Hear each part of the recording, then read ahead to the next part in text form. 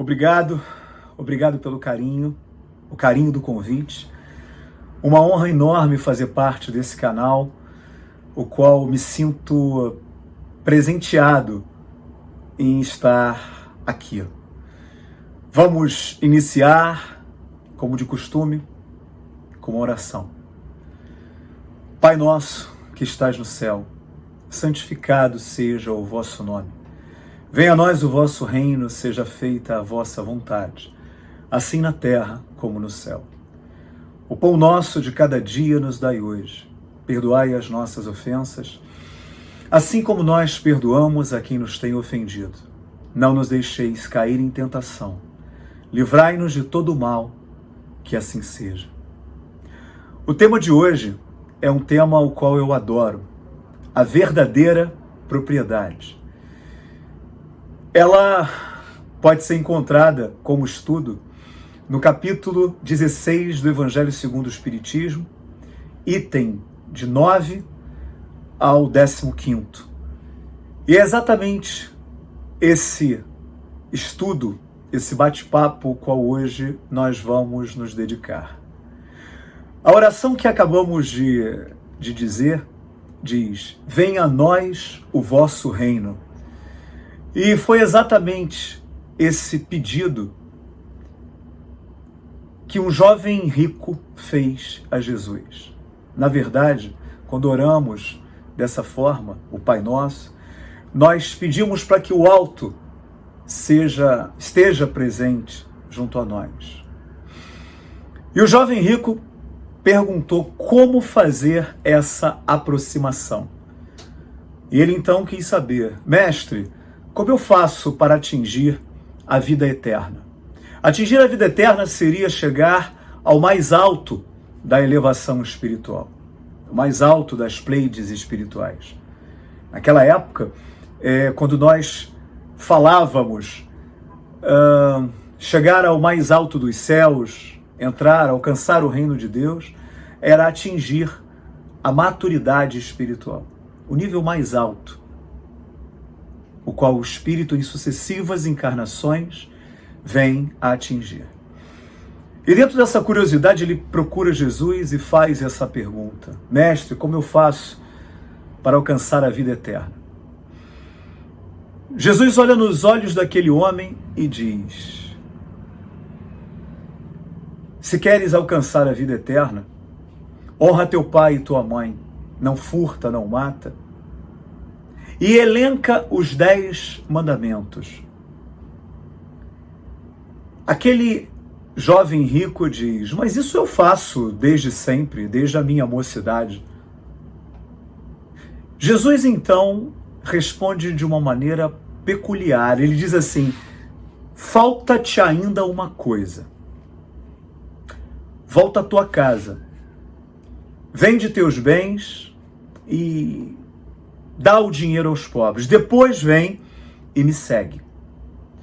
O jovem rico, segundo o texto litúrgico, ao ouvir, ele se entristece, baixa a cabeça e vai embora.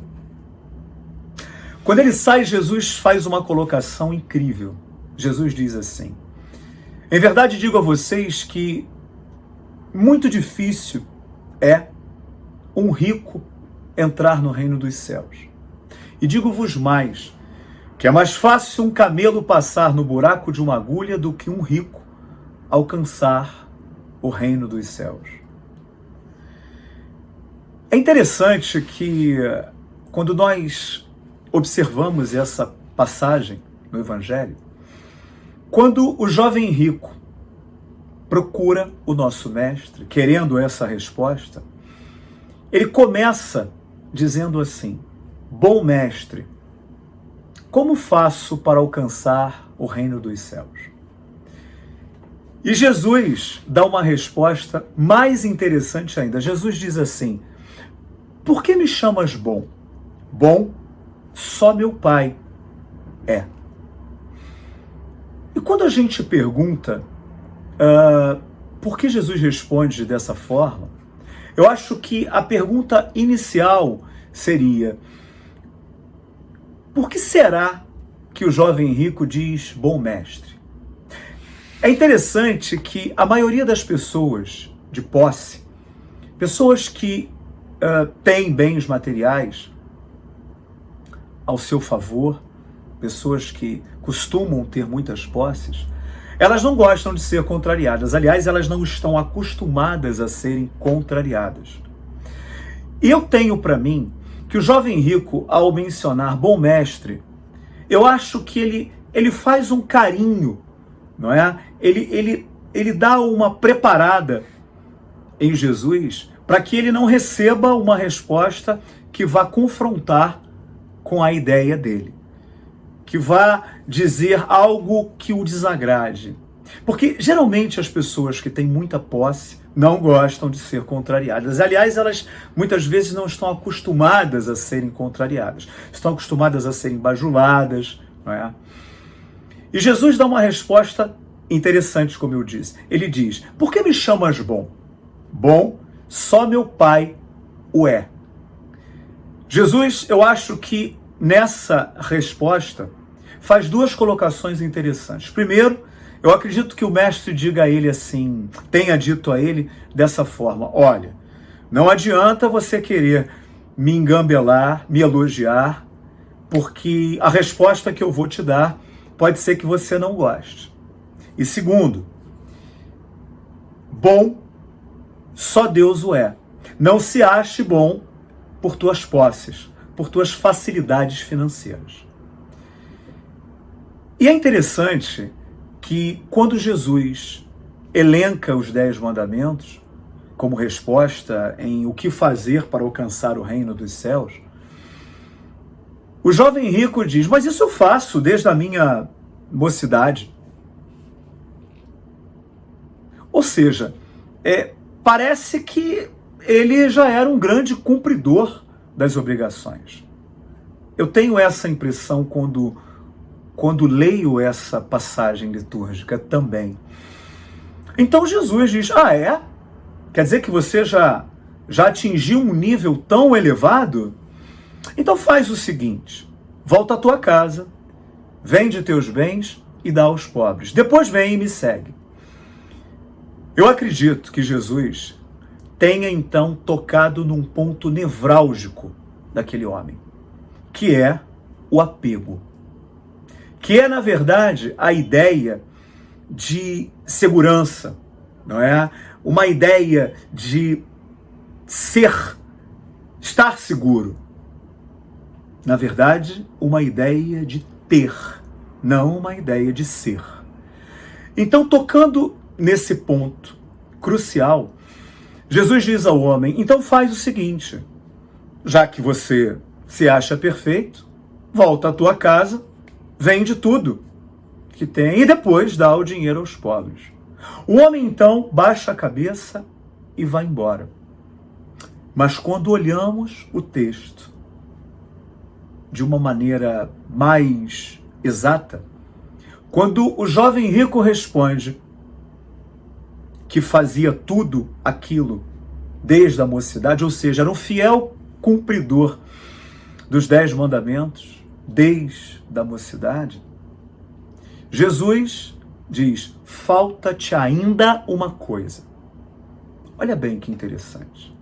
Falta-te ainda uma coisa. Mateus e Lucas trazem o mesmo texto.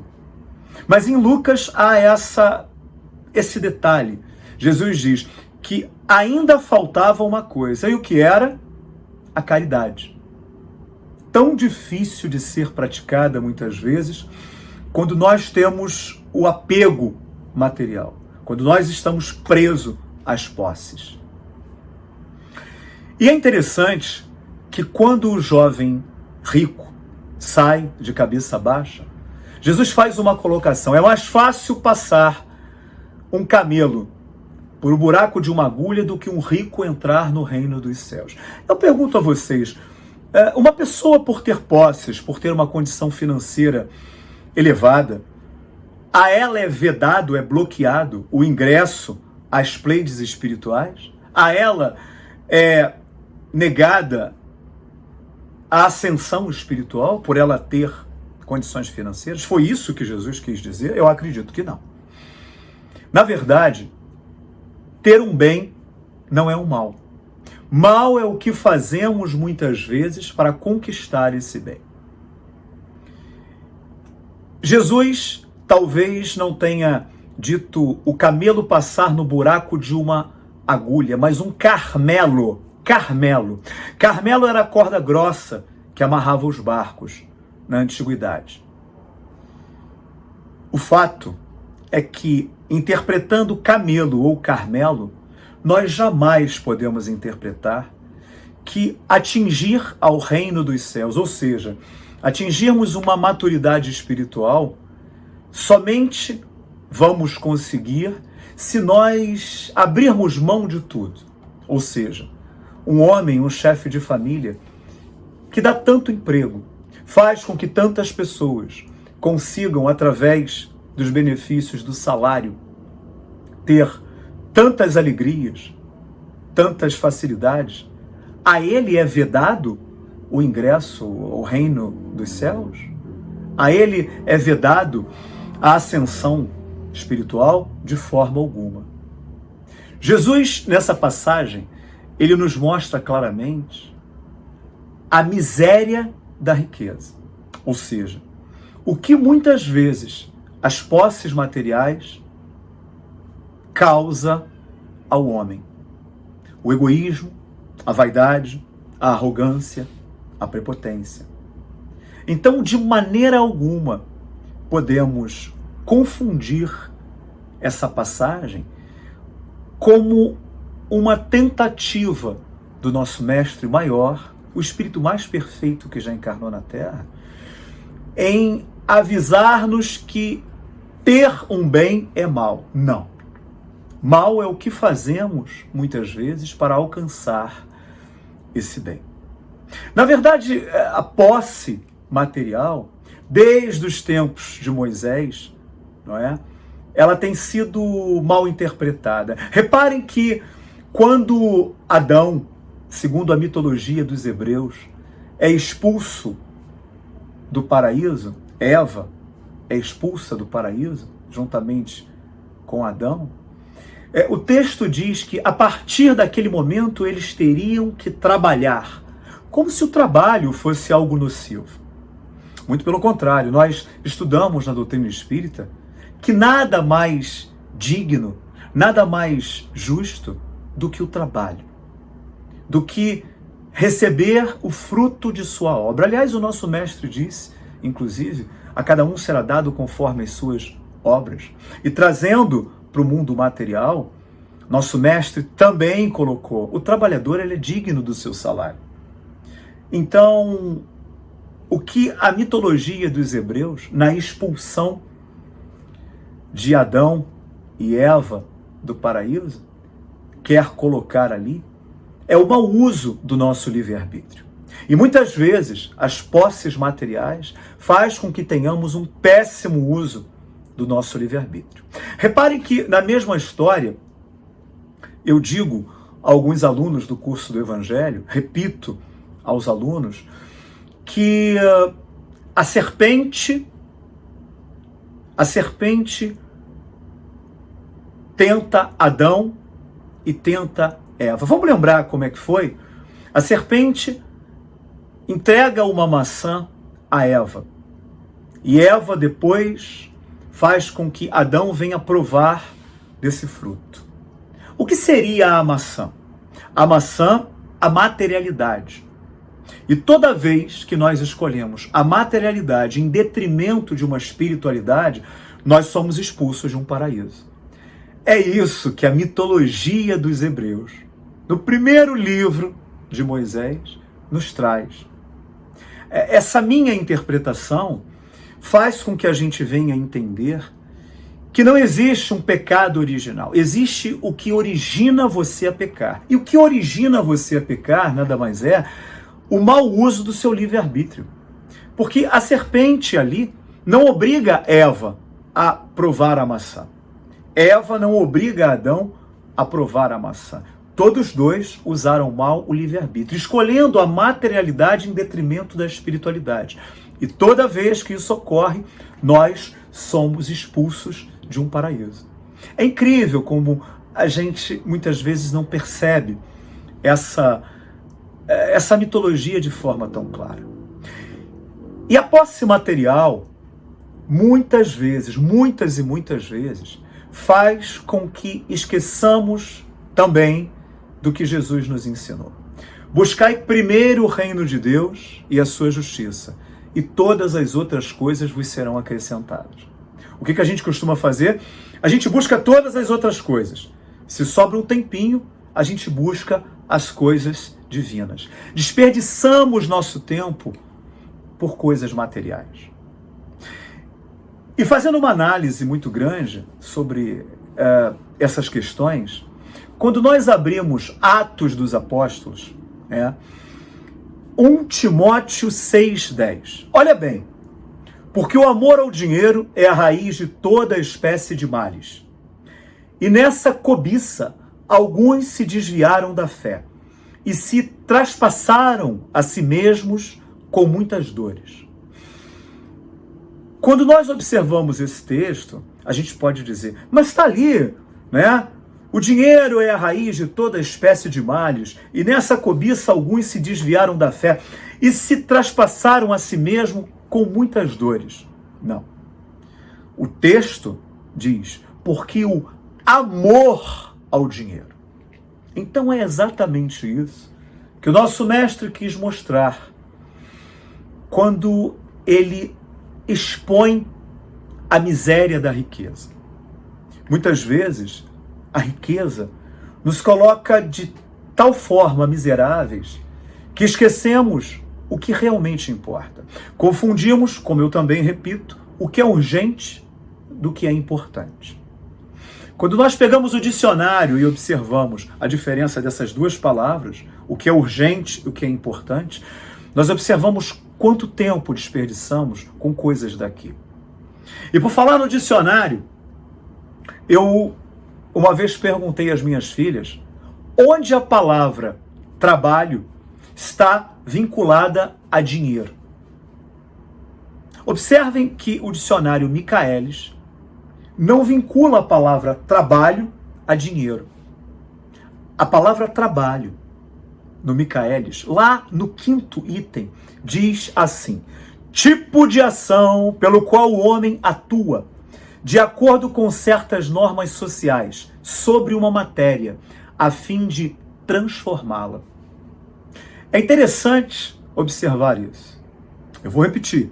Tipo de ação pelo qual o homem atua, de acordo com certas normas sociais sobre uma matéria, a fim de transformá-la. Nós estamos trabalhando sobre matérias, transformando matérias, tendo esse objetivo.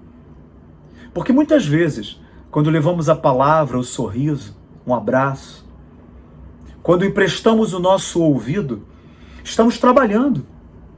Porque a palavra trabalho no dicionário não está vinculada a dinheiro.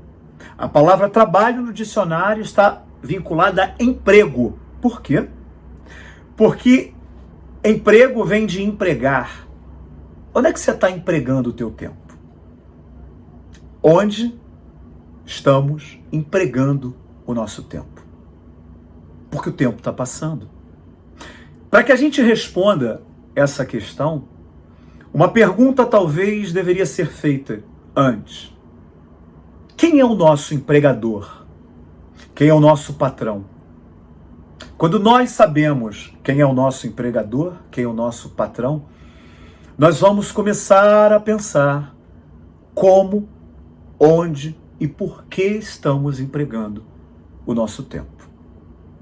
Se nosso Mestre Jesus diz, seja manso como a pomba e prudente como a serpente, talvez lá na mitologia dos hebreus, a serpente não simbolize o mal, não simbolize o demônio.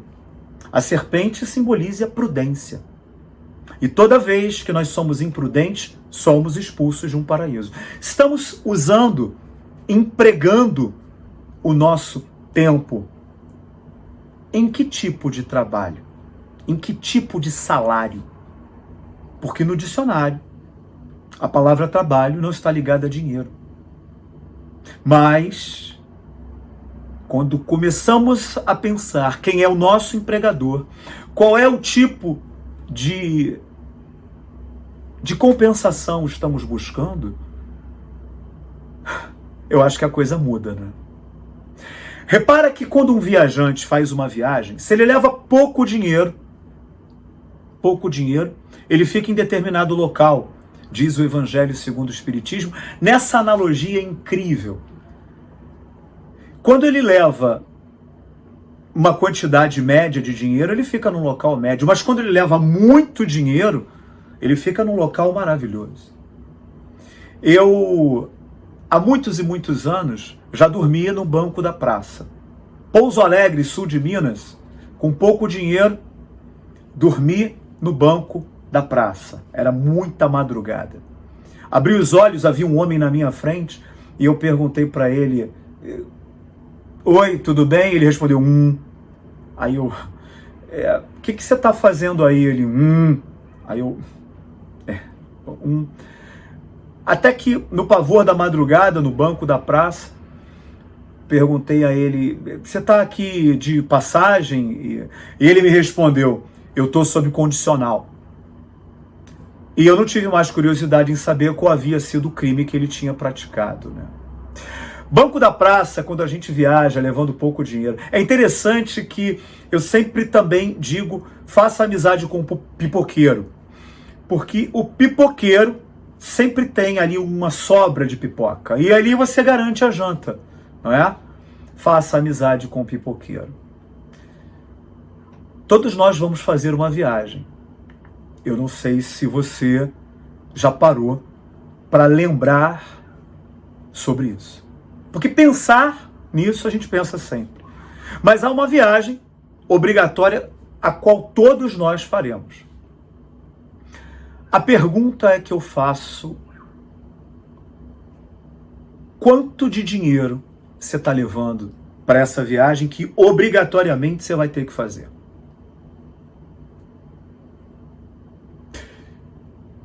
Porque se você levar muito dinheiro, você vai ficar num local maravilhoso. Se você levar mais ou menos, vai ficar num local mais ou menos. Mas se você não levar dinheiro nenhum,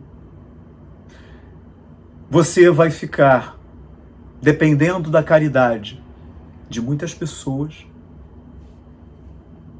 não apenas de um pipoqueiro, mas da caridade de muitas pessoas. E o que é pior, você vai dividir espaço com quem está sob condicional.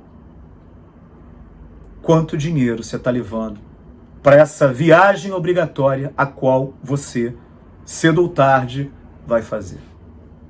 Essa é uma pergunta que nós não podemos jamais esquecer. De forma alguma. Quanto de dinheiro estamos levando? Mas antes de responder, precisamos também perguntar: qual é a moeda que é aceita no local o qual nós obrigatoriamente iremos? Qual é a moeda que é aceita lá? Eu lembro que há muitos e muitos anos, o meu pai, ele me contou sobre um rico lord inglês. O sonho era visitar um mosteiro no Tibete.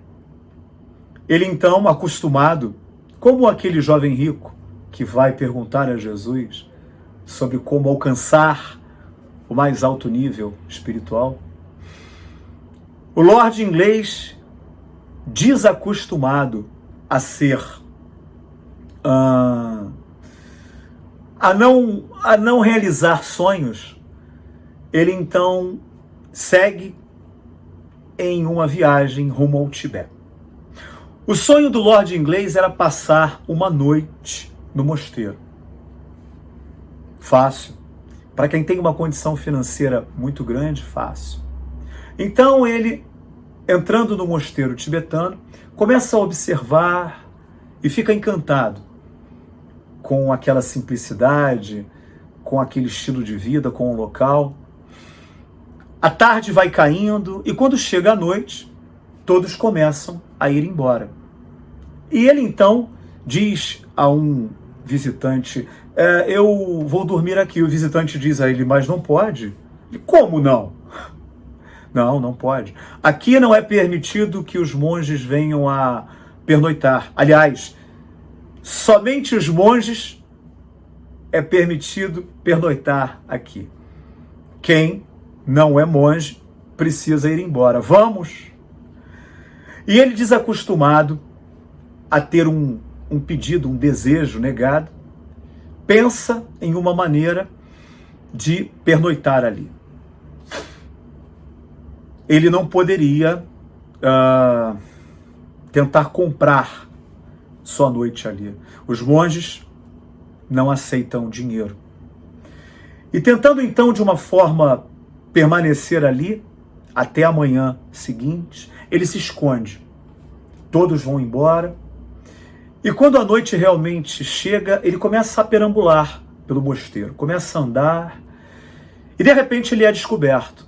Um monge olha para ele e diz, o que o senhor está fazendo aqui? Não é permitido que o senhor fique aqui. Ele então, como um inglês, acaba contando a verdade. O monge sente-se tocado por aquela vontade, porque a verdade causa isso, não é? A verdade abre portas. Então o monge diz, olha, eu vou fazer uma coisa. Eu vou deixar com que o senhor hoje permaneça conosco.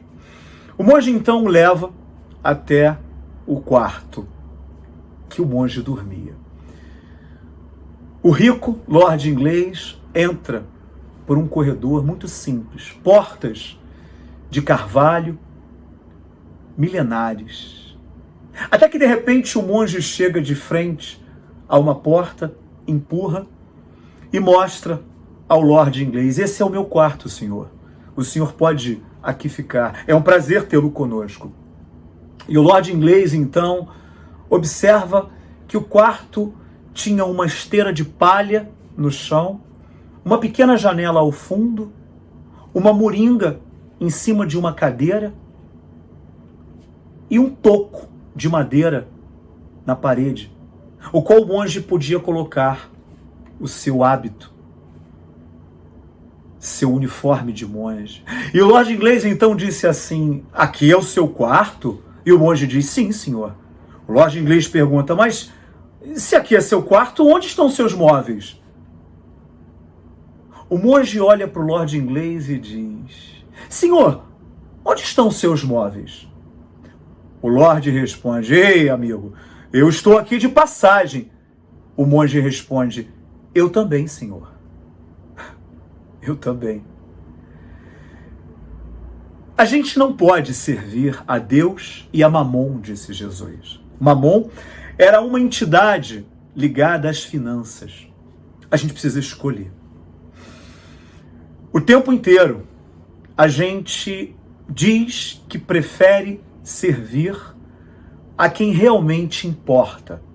A gente diz que a gente não busca o que é urgente. A gente busca o que é importante. Será? Será que realmente isso acontece? Quando a gente para pensar quanto tempo a gente doa a coisas pequenas, a coisas que têm um preço altíssimo e valor nenhum, coisas sem nenhum valor e que nem deveriam ter preço. E nós passamos muito tempo entregue a esse tipo de consumo. Uma vez eu soube que consumismo poderia ser resumido em 4 frases. O que é consumismo? Consumismo é você comprar o que você não precisa, com o dinheiro que você não tem, querendo ser quem você não é, para quem você não conhece. Interessante, né? Comprar o que você não precisa, com o dinheiro que você não tem, querendo ser quem você não é, apresentando-se para quem você não conhece. É muito triste quando a gente para e observa essa tradução do consumismo. Quando nós observamos a proximidade do Natal e enxergamos qual é a luz que estamos buscando.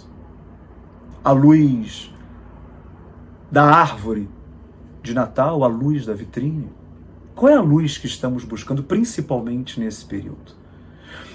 E o mais interessante é que quando a gente começa a doar o nosso tempo àqueles que precisam do nosso tempo, às vezes mais do que a nossa cesta básica, às vezes mais do que o nosso dinheiro. Quando a gente doa o nosso tempo com uma palavra, com um abraço, com um sorriso, com um ouvido, ou até mesmo com o que nos sobra, a espiritualidade deve observar aquilo e pensar assim: olha, ele doa um pouco do tempo que ele tem a tantas pessoas que estão precisando de tantas coisas. Vamos fazer o seguinte: vamos ajudá-lo quando ele estiver dentro do trabalho o qual ele dedica a ele próprio. Porque muito do tempo dele, ele usa na dedicação aos outros. Então, nada mais justo, deve dizer a espiritualidade, de que nós venhamos a ajudá-lo um pouco no tempo que ele precisa, no trabalho dele, no tempo dedicado às coisas materiais, as quais são extremamente necessárias. Mas quando a gente usa todo o tempo que nós temos, todo o momento que nós possuímos, somente preocupados com as nossas necessidades, com os nossos anseios, com o nosso trabalho, eu acredito que a espiritualidade deva dizer assim: não, ele não precisa da gente. Ele já usa todo o tempo dele, destina todo o tempo dele às preocupações, às necessidades, então deixa que ele é autossuficiente.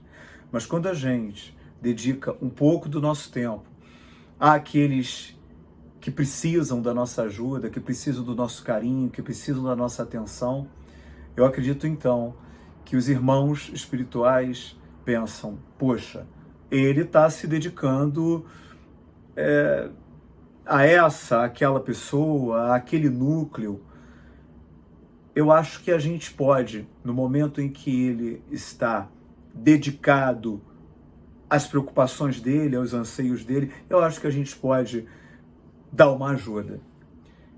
Enfim, eu acredito que dessa forma a gente comece a entender a expressão máxima de Francisco de Assis, que é dando que se recebe.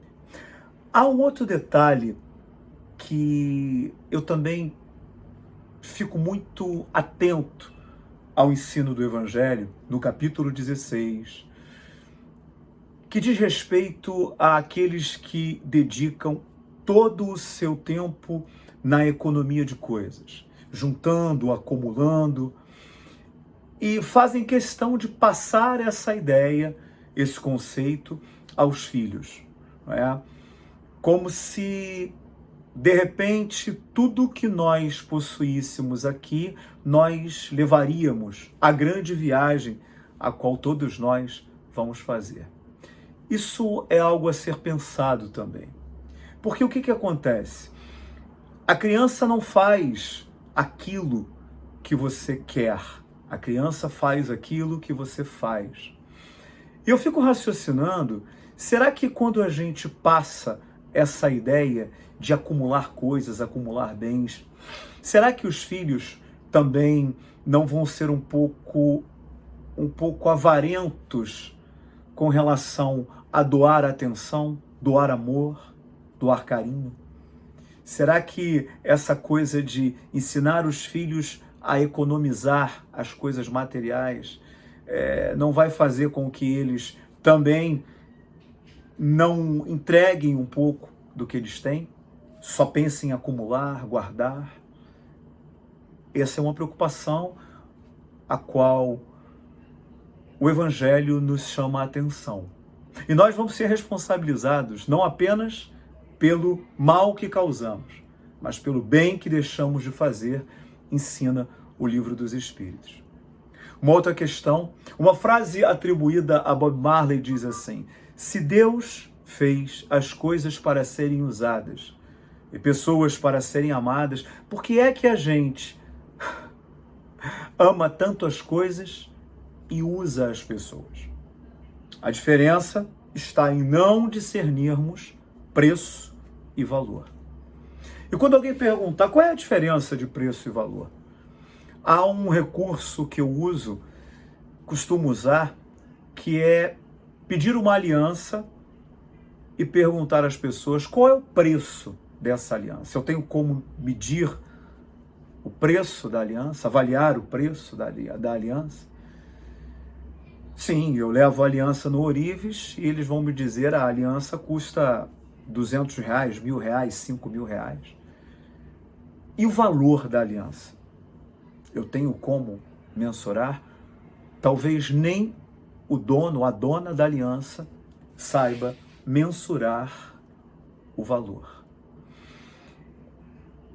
E dessa forma a gente, no dia a dia, vai se perdendo entre preço e valor, urgente e importante. Dessa forma a gente vai amando coisas, usando pessoas. Uma outra questão, quando o mestre ensina, muito será cobrado a quem muito for dado. Nós costumamos interpretar essa frase, analisar esse conceito, sempre pelo prisma onde aquele que tem muito dinheiro, aquele que tem muitas posses, ele vai ser muito cobrado. E quem costuma acertar na interpretação dessas palavras também diz assim: isso não está se referindo a posse, isso está se referindo a conhecimento. Né? Aquele que tem muito conhecimento vai ser muito cobrado. E é verdade, claro. Mas vamos falar com relação às posses materiais, dentro da interpretação do conhecimento. Eu vou explicar. Aquele a quem muito foi dado será mais cobrado.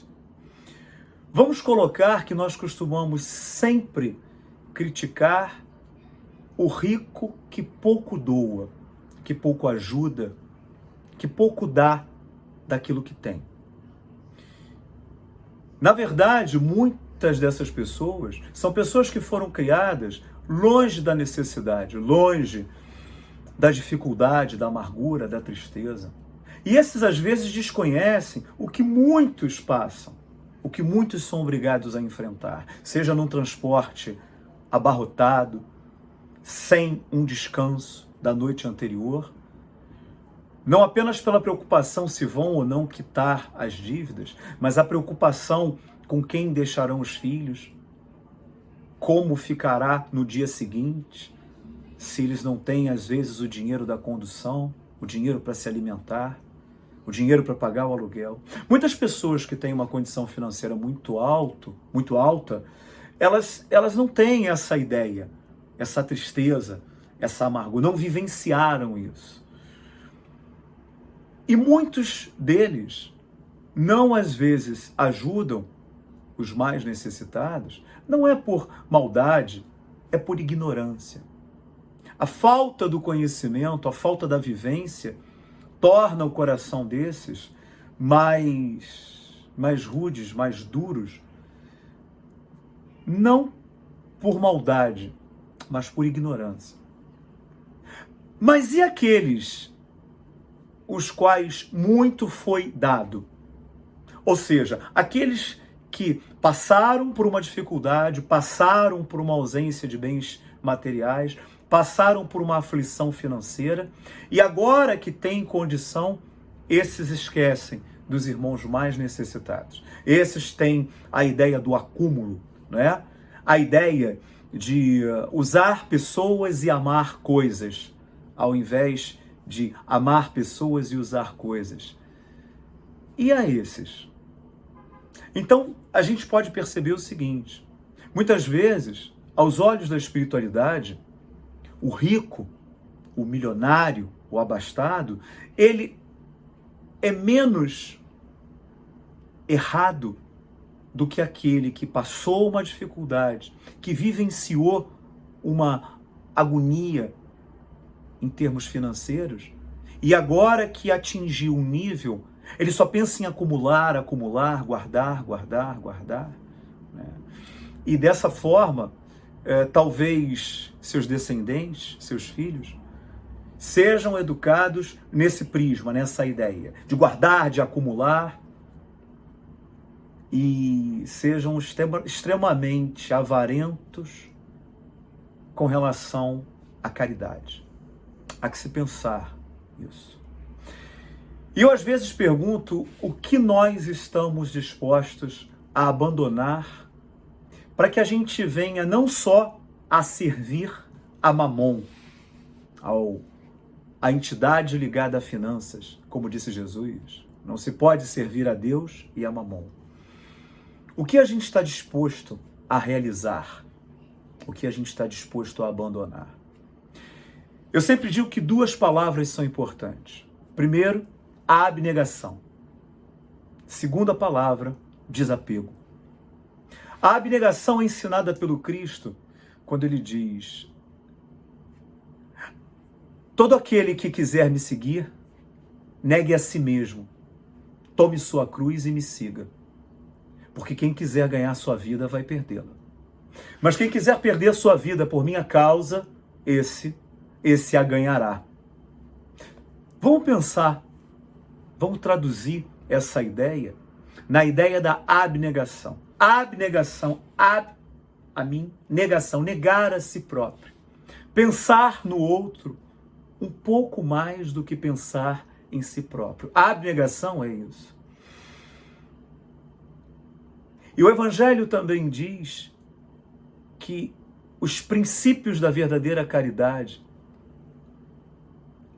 abnegação, benevolência, indulgência e devotamento, são os 4 princípios da verdadeira caridade. A abnegação, ela aí está, porque olha como é interessante, né? Quando voltamos à passagem do jovem rico, e o jovem rico diz que já praticava tudo aquilo que era necessário, aquilo que Jesus diz a ele que era importante.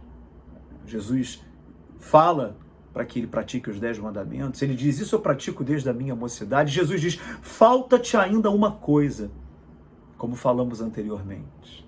E essa coisa é pensar no outro. Dar um pouco do que se tem. Pensar na dificuldade alheia. A abnegação. E quando Jesus diz: todo aquele que quer me seguir, negue a si próprio, seja abnegado, tome sua cruz e me siga. O que é tomar a sua cruz? Todos nós temos uma missão aqui. Todos nós encarnamos não com um passaporte. Nós encarnamos com uma carteira de trabalho na mão. Com uma carteira de trabalho. E essa carteira de trabalho é a missão que temos aqui. E sabe por que muitas vezes não cumprimos essa missão? Porque só pensamos nas coisas materiais. Só pensamos em coisas que vão nos abastecer. Colocar coisas em nosso celeiro como se fôssemos viver eternamente. Não é? Como se fôssemos viver para sempre. E aí não tomamos a nossa cruz, ou seja, não seguimos a nossa missão. Todo aquele que quiser me seguir, negue a si mesmo, seja abnegado, tome sua cruz e me siga. Porque todo aquele que quiser ganhar sua vida vai perdê-la. Ou seja, todo aquele que só pensar em si, quiser doar seu tempo apenas para aquilo que ele acha que é necessário, esse vai perder a oportunidade encarnatória, a oportunidade a qual teve de novamente estar aqui para repensar, resgatar. Mas Jesus conclui: mas todo aquele que quiser perder sua vida por minha causa, ou seja, aquele que quiser abrir mão um pouco das suas necessidades, dos seus anseios, esse irá ganhá-la.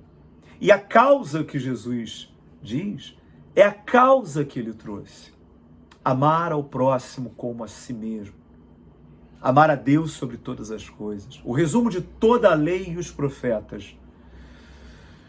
Amar ao próximo como a si mesmo. O que eu gostaria que me fizessem. É só a gente pensar um pouquinho no outro. E na verdade, ainda na abnegação, pensar no outro. Os bens materiais muitas vezes nos cegam.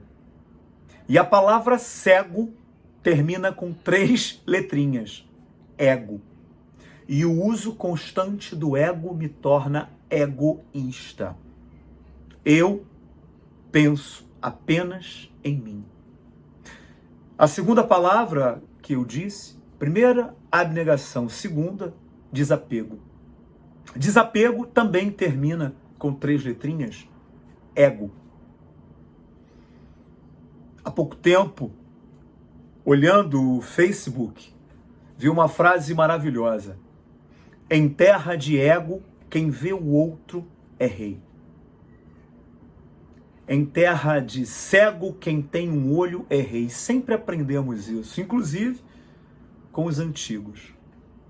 Talvez o motivo da atualidade estar como está é a gente praticar ou não traduzir as verdades espirituais de forma adequada e praticar as nossas conveniências.